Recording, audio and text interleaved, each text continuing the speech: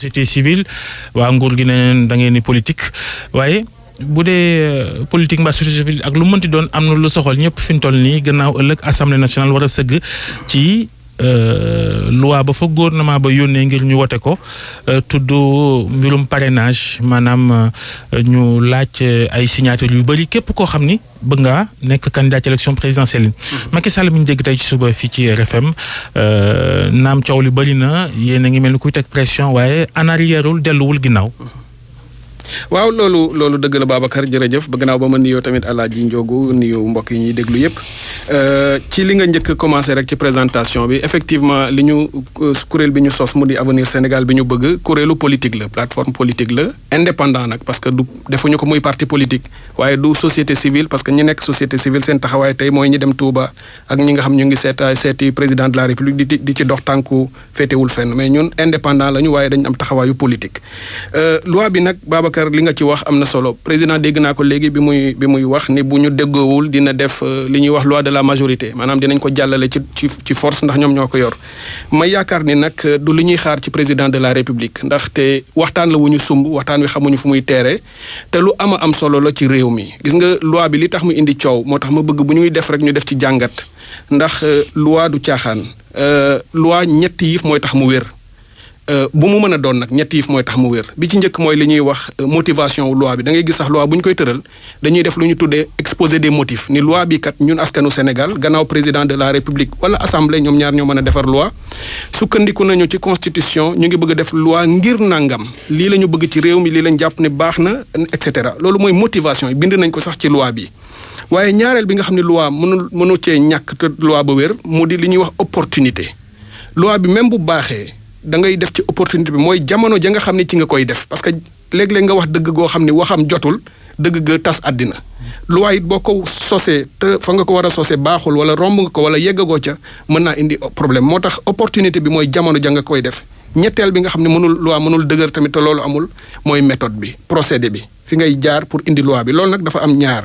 dafa am fa ngay def ya ngay waxtaan ba yegg ca loi ba ak boo ko tëralee ba pare na nga koy appliquer. ñoom woote woon nañu waxtaan waaye daa am ñu wuyu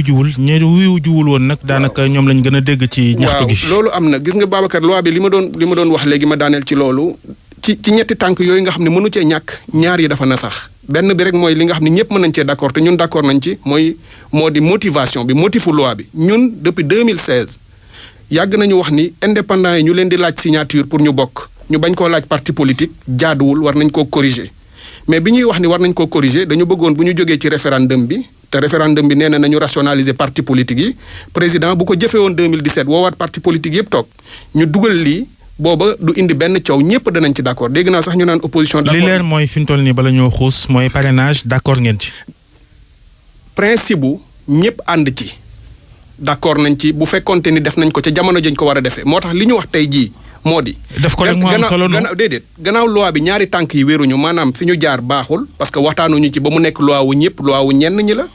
méthode bi ñu indi mën naa indi jafe-jafe parce que dinaa ci wax léegi techniquement loo xam ne dina indi jafe-jafe bu ñuy jéem a appliquer loi bi comme ñaar yi wérul benn rek moo ci kii te ñëpp d'accordoon nañ ci nañu bàyyi ba bu ñu rombee yii élection ñu garder statu quo dem ci élection 2019 yi ak nii mu mel bu ñu ci rombee bu Macky faloo wala bu loolu mooy seen xalaat maanaam ñu bàyyi ko ni mu mel nii nañu ko bàyyi ni mu mel président de la république li mu war a def mooy mu retirer loi lu tax ñu war a xaar nag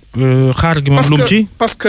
que dafa indiwul mooy ñaareeli tànk bi waxtaan wi mu laajoon ba ñëpp mën cee d'accord ak ni ñu koy defee ci jamono jii moo wérul dafa nar a indi fitna boo xam ni jaru ko comme lu ñëpp bëggoon la ba ñëpp waxoon ko ñu waxoon ko ci assise nationale wax ko CNRI constitution bi wax ko comme jamono jii mënul nekk te jàmp na te gisuñu lu tax mu yàkkamti parce que bu fekkoon dañu jóge ci constitution ci élection législative yi wala ci référendum bi rek mu def ko du indi benn coow bi ñu bàyyee ba tey jii mu ñëw te kenn mënatul d'accord ni tey mën na fee ñoŋ te dama lay wax sax mais gars yi ñi far ci nguur dañuy wax ne buñ ko bàyyee ni tamit mën na am problème ñu am ba ay 40 ak 50 candidats ci 2019 loolu lañuy bañ argument boobu wérul xam nga lu tax wérul élection législative boo mës a jël ci Sénégal moo ëpp candidat élection présidentielle ba ko jiitu 2012 bii ñu génn ñu ngi amoon 24 listes bi ñuy def législative yi juin mais élection présidentielle yi ko jiitu 14 la ñu amoon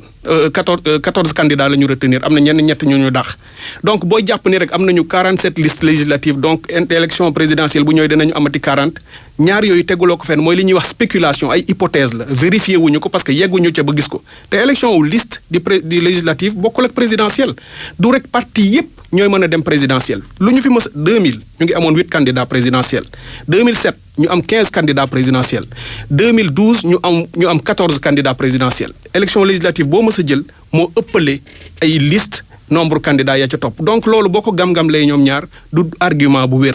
beneen problème technique bi nga xam ne dina nekk ci loi bi loolu aussi mooy bi ñu def suñu jàngat léegi dañu ko génnee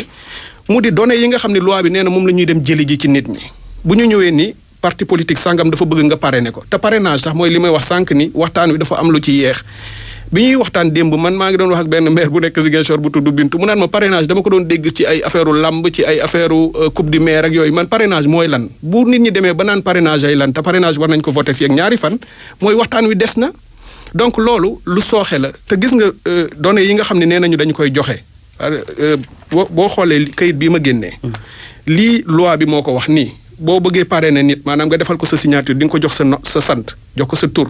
jox ko bés ba nga juddu weer wa ak at ma fa nga bindoo sa numéro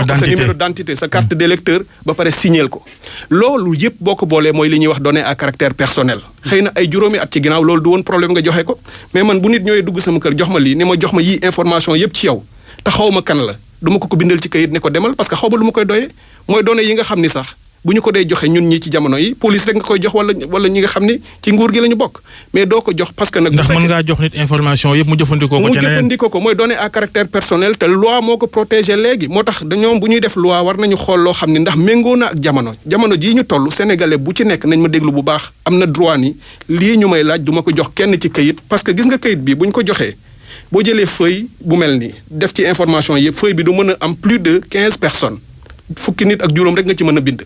te lii candidats yi bu ñu amoon sax 20 candidats ku ci nekk di nga am lu ëpp 4500 feuilles yooyu dugal ci réew mi pour ñu bindal la ci pour nga matal 65000 mooy 1% yi. mais Macky Sall boo ko déggee moom nee na mën na bañ a doon 1% même bu dee 0,25 sax. même bu dee 0,2 gars yi bu ñu bëggee ñu waxtaanee ko ci assemblée nationale l'essentiel na parrainage am rek. déedéet waaw loolu nag mooy président warul dogu ci loolu xam nga président c'est vrai que moo yor doole ji moom lañ ko jox te doole ji ñu ko jox mooy ji ñu joxoon Ablaye Wade dañ ko sumil Ablaye Wade jox ko président du bàkku ni dégg naa ko léegi mu naan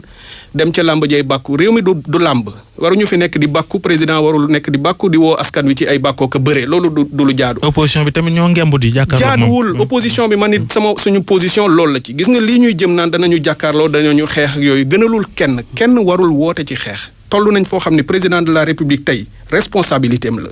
réew mi nekk ci dal te dañu toll ci jamono joo xam ne li waroon nekk débat ci Sénégal tey mooy procès yii fi am ñu naan terrorisme ngi feeg waru fee nekk mu waroon nekk débat au pouvoir ak opposition njàngale mi nga xam ne ñu ngi grève bañ naan dina am année blanche jàpp ay enseignants gazé leen lu xam ne lu yéeme la moo waroon nekk débat pouvoir opposition yooyu ñu teg ko ci suuf di wax parrainage président mooy xool te beneen bi si gën a garaaw mooy wax ni réew mi bu ñu tolloo Sénégal ñu gis fi pétrole ak gaz réewu Afrique yu bari bu fa amee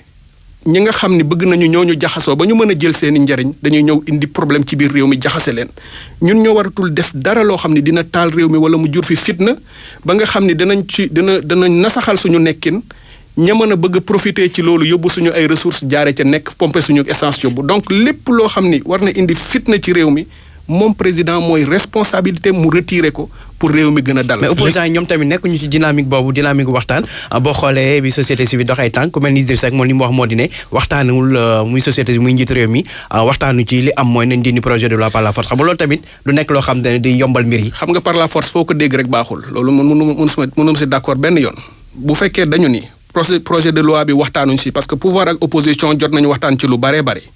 bii déggoowuñu ci président ni dinaa ko jàllale parce que man la yoon may ma jàllale ko waaye bul topp rek ni yoon may na la parce que dafa am légalité ak légitimité légalité bi may na ko mu def ko mais lii tax boo ko jàllalee loi bi nit ñi duñ ci ànd parce que ña nga àndoon ak ñoom di waxtaan ci démocratie bi parce que acteurs yépp ci la ñu bokk ñooñu d'accord ñu ci da ngay indi problème donc looloo tax moom même bu ko ñeneen ñi waxee noonu mu di waxi position politique moom rôlam mooy mu jóg ba tiim leen responsabilité président mooy mu bañ a nekk ci pëccëxoo bi moom na parteem sax wax waaye moom na xool lan mooy njëriñu Sénégal mu retirer loi bi wala mu suspendre ko fii mu toll du ko wàññi dara te dina dalal xel yi bu ko defoon ñun danañu ne opposition nangu leen ñu discuter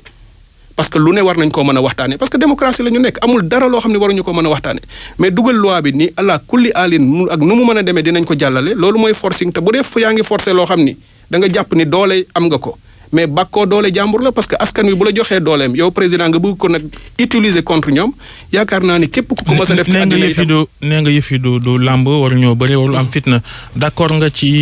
ñi àndul ci yëf yi dem taxaw gannaaw ëllëg buntu assemblée nguur gi ne du ci dal jàmmarloo am ci ñi àndul ci loola la ñu bëgg ne dañ bëgg a defaat li ñuy wax 23 juin gannaaw ëllëg ànd ngeen ceem déet. 23 juin du mën a am ni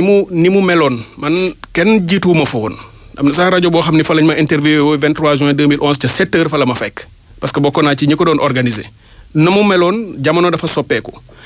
bu fekkee am na askan wi ñu ne d'accorduñu ci loi bi am nañu droit fésal ko nañ leen ko permettre parce que ñun yàgg nañu xeex ni liberté yi nga xam ni constitution moo ko may ay arrêté Ousmane Ngom waru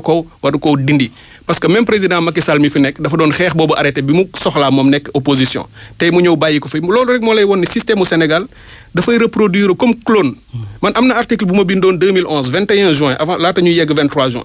bi ma koy liiraat effacé turu président Abdoulaye Wade effacé turu projet de loi bu 2011 ba dafa mel ni tey jii laa ko bind benn la turu président bi rek a changé ak turu loi bi la ca des lépp. waaye nee nga itam 23 juin du 19 avril. du 19 avril contexte yee bokkul moo tax ma bàyyi xel aussi ci ni bu fekkee noonu lañ ko bëggoon defee exactement du demee noonu nañ si ñëpp bàyyi xel xëy na leneen mën naa am xëy na lu gën a grave 23 juin mën naa am kenn ñaanu ko yàlla moo tax bëgguñoo yegg ci xeex li ñu gënal mooy président de la république xam ni warul puus réew mi ci loolu. warul da ngeen ca dem yéen 19 avril da ngeen ca dem taxaw. ñun incha allah fépp foo xam ne ñu nga fay wootee. te bokk nañu ci ñi nga xam ni nee nañu sénégalais yi am nañu askan constitution moo ko mayee bu ñu yëkkati loo xam ne lii d'accorduñu ci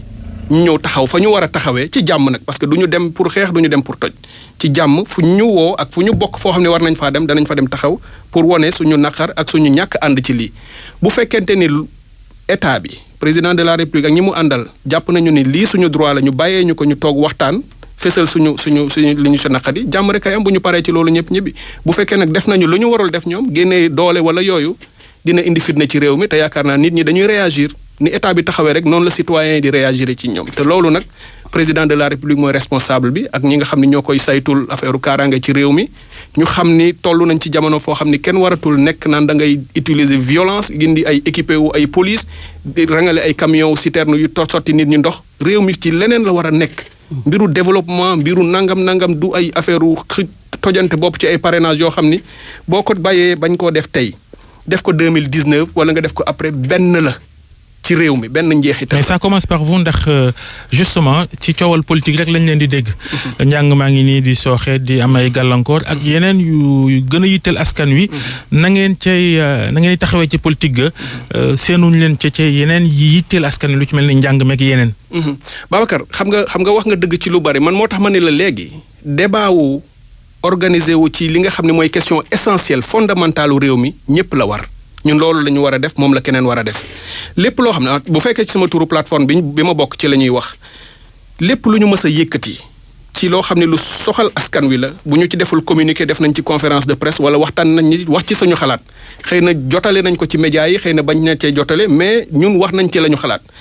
affaire u taalibe yi rek démb maa ngi ci doon waxtaan ak benn nit mu ne ma yéen taalibe yi lu tax jàppalewu leen ci président ma ne ko ah kay bi mu jógee ni dina xeex taalibe yi ñu génn ci mbedd yi ñun dañu tàccu ci loolu bind communiqué ni ko ñoo ngi la ciy jàppale ci suñu kéemtalaay kattan te bul ci dellu ginnaaw. mbir mi mujjul fenn gis mbir mi mujjul fenn donc la ñu defoon la ñu ci mënoon def nañu ko. bi mu yëkkati même affaire autoroute yi nga gis bu yàggul rek dégg naa sax premier ministre bi muy def déclaration de politique générale mu wax baat boo xam ni ñun wax nañ ko ñaari at ca ginnaaw donc ba mu ko waxee ñu ne ñu yéen xanaa yéen la dégg ma ne même bu fekkee dégguñu alhamdulilah bu ko defee ba mu nee Sénégal autoroute bi lii fi nekk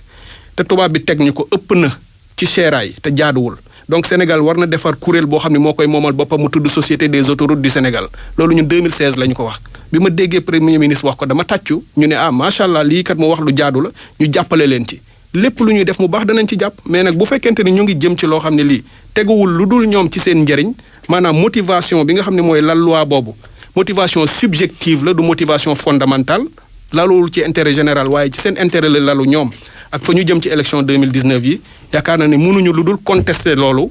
gënaluñu nag bu ñu sañoon tey ñu woo ñu ci débat fii Babacar Fall ñu toog enseignants yi toog waa APR toog keneen toog ñuy waxtaan ci njàng mi nu ñu koy defaree dëgg la média yi tamit seen cër a ngi ci yëf yi ndax ñoom it ñoo topp politiciens yi rek di coowal politique mais élection présidentielle yi ñu dëgmal laata may jox kàddu gi Alaaji Njoogu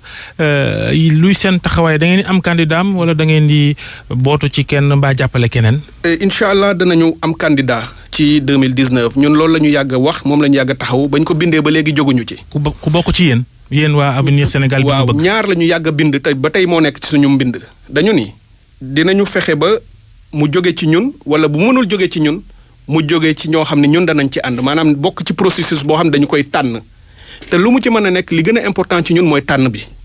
bu doon ñun dañu ko tànn ci seen biir muy primaire bu fekkee ñun mënuñu matale loolu danañu bokk ci yeneen i kuréel ñoo xam ne yeneen candidats yi ñooy ñëw ñu tànn waaye li ci jiitu. du nekk homme politique wala mën na nekk homme politique. dafa am ay conditions nag yu ñu teg parce que ñun li ñu gën a soxal du nit ki xam nga jàpp ni Cheikh Tidiane Dièye moo ko yor wala ak yooyu mooy nga jàpp ni nit mooy régler moom kese problème mu Sénégal dafa mel ni ay messie loolu amatul ay prophète bu yoo xam ne dana ñëw pour régler problème mu ñëpp ñun li ñu gën a soxal mooy le programme Sénégal tey 1960 ba léegi ni ñu ko yore système bi changé wul système ba fi tubaab bi bàyyee ak ni ñu koy doxalee ci état ba tey moo fi nekk refondation tant que amul réew mi fa ñu bëgg mu yegg fa du yegg tant que tabaxuñu waat citoyens yi ci ay valeurs léegi dégg naa ko ci rajo bi waa Thiès di ko wax ay valeurs ak éthique mu lalu ci lépp réew mi du dem ñun nag dañu ne programme bi ñu bëgg a def loolu la ñu koy tëral ba ñëpp d'accord moo tax mu tudd Sénégal bi ñu bëgg Sénégal bi ñu bëgg ñun ñoo koy bindandoo xalaatandoo ko teg ko ba ne lii moo gën ñu dajaloo nag wër ko su ko defee ñu ne ci biir nañu tànn ñi nga xam ni ci seen jikko ci seen compétence ci seen patriotisme. doy nañu am na candidat yu ñu xam ba noppi ku ci mel ni Mame Adama Gueye maître Mame Adama Gueye mi bokkoon sosandoog yéen seen kuréel gi te léegi mu génn ca beru tuddee kuréelam Sénégal bu bees. mën naa doon seen candidat njëkk lu waral seen waroo ak tàqalikoo gi. waaw wax na ci moom lu bari ñun nag waxuñu ci lu bari parce que aussi bu ngeen bokkee sos dara da ngeen di rafetal loo xam ni moo gën a important. moo doon li ñu boole ci wàllu politique la ñu am divergence te divergence bi du lu jóge ci suñu ay ñun ni ñu mel ak suñu ay principe jógewul ci benn divergence ci ay principe parce que suñu principe jóguñu ci dafa jàpp ñun dañu ne woon kenn duñu jàpp ni mooy suñu njiit tant que ñun tànnuñu njiit donc njiit amul loolu la ñu mës a sax ba suñu congrès bii ñuy doog a def coordonnateur national parce que aussi dañu jàngat ci leneen ba mu décidé problème njiit la xëy na bëggoon a jiite yéen d'accord la mu jiite leen coow li loolu la du moom la ñu viser sax mais principe la ñu teg dañu de daal kenn koo xam ne yaay jàpp ni yaay njiit te ñun tànnuñu la mënul nekk donc du moom la ñu viser en personne waaye bi mu jàppee ni mënatul nekk ci biir plateforme bi dafay dem alhamdulilah ñu ngi koy ñaanal la mu nekk sumb ko yàlla may ko ci li mu ciy wut ñu nit ñu ngi continuer suñu yoon di ci jëm boo xam ni mooy continuer nekk ci plateforme politique boo xam ni dañuy tànn suñu njiit bu ñu dem ci élection tànn ko bu ñu dee dem ci local tànn bu ñu dee dem ci législative ak lu mu mën a doon tànn mais tànn ci yoo xam ne ay critères la ñuy teg ak ay valeurs. législative amoon ngeen liste assemblée bi ñu bëgg mais mujjul fenn. waaw amoo leen dara. waaw déedéet amoo dara dafa relatif mbir yi des na ci seen wàll liggéey. xam nga njóogu tukki lu mu sore benn tànk ngay def ñu bari ne woon nañ ñu yéen pareegu leen pour dem moyens yi mu laaj amu leen ko ñun ñooy rek benn liste boo xam ne ëpp ñu 5 départements yu ñu def yu ñu proposé ay candidats 5 départements rek la ñu proposé dañu ne woon bu leen dem matul ñu ne leen danañu dem parce que boo demul doo jàng bi ñu demee pour jàng la ñu ci jëlee ci njàngat te tey mu mën ñoo permettre ñu xam nu ñuy participer ak fa ñu mën a toll bu ñu demul woon duñ ko am donc loolu. yaakaar naa mooy résultat bi gënoon yaatu ci li ñu doon wut. jërëjëf docteur Cheikh Tidiane Dièye njiital maa ngi leen di gërëm bu baax Babacar. yendoog jàmm njiital